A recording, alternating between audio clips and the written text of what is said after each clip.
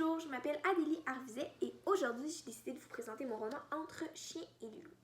Celui-ci est sorti en 2005 aux éditions Milan, mais est sorti en français seulement en 2011. L'auteur de ce livre est Malorie Blackman.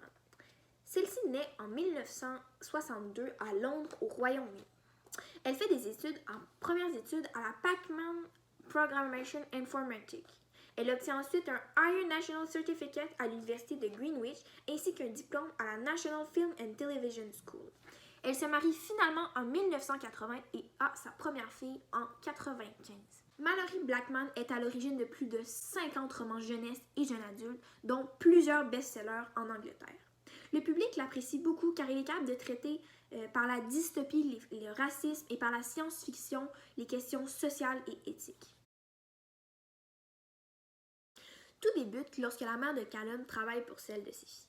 Par le fait même, les deux enfants se rencontrent et dès qu'ils se voient, une amitié incroyable les lie. Cependant, une chose les sépare, c'est leur couleur de peau. On peut penser à prime abord qu'il n'y a rien de bien grave là-dedans, mais dans l'univers du roman, il y a vraiment un énorme gouffre qui les sépare. En effet, Callum est blanc et son destin c'est de servir les noirs comme ses filles. En grandissant, les deux amis tombent inévitablement en amour, mais tout les pousse à s'éloigner un de l'autre. Bien des années et bien des drames familiaux plus tard, Callum rejoint la Milice de Libération, un groupe composé exclusivement de Nihil, les Blancs, qui ont pour but l'égalité des deux races. Lors d'une mission de la milice, Callum doit kidnapper ses filles afin de faire pression sur le gouvernement puisque le père de ses filles est un riche ministre. Ils finissent par coucher ensemble et ses filles tombent enceintes par accident. Callum, qui veut alors lui rendre visite puisqu'il a entendu des rumeurs sur leur bébé, est alors arrêté et mené en prison. Il devra alors choisir entre sa vie et celle de son futur enfant. Le principal thème du livre est le racisme. Tout au long du roman, tout a rapport avec la couleur de peau. Par exemple, Séphie, elle a tous les droits et Callum, lui, n'en a aucun. Séphie, elle, qui est noire, va pouvoir être scolarisée et avoir un bon travail, tandis que Callum, qui est blanc, ne pourra pas et sera destiné à servir les noirs pour tout le reste de sa vie. Ensuite, comme thème secondaire, nous avons l'amour impossible. Callum et Séphie ne pourront jamais être ensemble parce que ce n'est pas accepté dans leur société de fréquenter quelqu'un qui n'est pas de leur propre couleur de peau. Ça en devient même dangereux. Les deux amoureux ne pourront donc jamais vivre leur amour. Finalement, comme dernier thème, la tristesse. Tout au long du roman, les deux personnages principaux étaient tristes dans leur vie respective. Un voulait de l'argent et avoir un bon travail, mais était blanc, donc c'était impossible. Et l'autre, même si elle est noire, avait une famille problématique où la mère était alcoolique et le père était absent. Callum et ses filles sont restés amis jusqu'à la fin. Ils pensaient l'un à l'autre à chaque seconde, même s'ils étaient séparés. Les deux personnages principaux étaient contre les inégalités raciales. Par exemple, à chaque fois que quelqu'un faisait preuve de racisme envers Callum, Séphie rabrouait la personne immédiatement. Callum devait garder le secret qu'il faisait part de la Milice de Libération, même à sa propre mère, sinon cette organisation tombait à l'eau et mettait en péril tous ses membres. Callum et Séphie voulaient que les gens s'ouvrent un peu aux autres et réalisent que la couleur de peau n'a vraiment aucune importance et que tout le monde est pareil finalement. J'ai beaucoup aimé le fait que l'auteur nous amène à réfléchir, nous, blancs, sur le racisme. Ça m'a vraiment aidé à comprendre c'était quoi ce phénomène-là et comment c'était encore tellement présent aujourd'hui. Par exemple, dans le livre, lorsque Callum et ses filles se promènent ensemble, tout le monde est des visages. Mais en 2020, il y a encore des gens qui trouvent ça bizarre de voir deux personnes de couleur de peau différentes ensemble. Je dois l'avouer, j'ai vraiment aimé le roman. Ce que j'ai moins aimé par contre, c'est comment il me mettait mal à l'aise. J'ai réalisé que j'avais d'énormes privilèges juste à cause de ma couleur de peau. Je croyais aussi que je savais c'était quoi le racisme, mais dans le fond, j'ai réalisé que j'en connaissais vraiment pas grand-chose.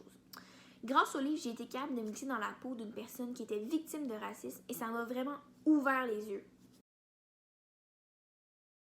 Moi, un passage qui m'a vraiment accroché lors de la lecture du roman, c'est, je vais vous le lire, « Quand tu flottes dans une bulle, la bulle finit toujours par éclater. Et plus la bulle t'amène haut, plus la chute sera douloureuse. » Cette phrase-là, elle m'a vraiment fait beaucoup réfléchir parce que je suis quelqu'un de très intense dans la vie. J'ai de la difficulté à pas prendre les choses trop à cœur. Ça m'a fait réaliser que même un petit truc, même pas pertinent à la base, pourrait vraiment finir par me blesser. À chaque chapitre, il y avait de l'alternance entre Séphie et Callum qui racontaient l'histoire. Un chapitre, c'était l'un et le prochain, c'était l'autre. J'ai vraiment apprécié ça parce que l'auteur nous permettait, avec son style d'écriture, de comprendre leur perspective à chacun des deux personnages sur la même situation. Par exemple, ici, on peut voir ses filles. Là, on peut voir Callum qui raconte l'histoire. Donc, je trouvais que ça ressemblait vraiment au style d'écriture de Rick Riordan dans la série Les Héros de l'Olympe parce que lui aussi, il alternait chaque personnage pour raconter l'histoire. Mallory Blackman a adopté un style réaliste dans ce roman. Les lecteurs croient rapidement à la vraisemblance du récit puisque ce sont des lieux habituels qui sont décrits même si on ne mentionne jamais clairement le nom de la ville. Il en est de même pour les actions. Il n'y a rien de magique ou d'irréel. Par exemple, au début du livre, lors de la manifestation, les Blancs sont discriminés verbalement par les primates, qui sont les Noirs, en se faisant appeler néants. Ce n'est pas invraisemblable. C'est une situation qui pourrait arriver dans notre monde. Finalement, je crois qu'il est tout simplement impossible d'être insensible au roman Entre chien et loup. Ce livre m'a submergé d'émotions du début à la fin. De la joie lorsque les deux adolescents sont ensemble, à la tristesse lorsqu'ils se rendent compte que leur amour est tout simplement impossible. Tout au long de ma lecture, j'ai découvert une auteure qui assume touchée par sa façon de raconter l'histoire. Le plus difficile pour moi lors de la lecture de ce roman, ce fut vraiment de me trouver des temps de lecture. J'avais de la misère à me dire « Ok, c'est là qu'il faut que je lise ». Mais j'ai fini par en trouver et honnêtement, je regrette vraiment pas parce que c'est vraiment un livre que j'ai apprécié. Puis pour moi, il fait aucun doute dans ma tête que je vais relire du Mallory Blackman une fois dans ma vie.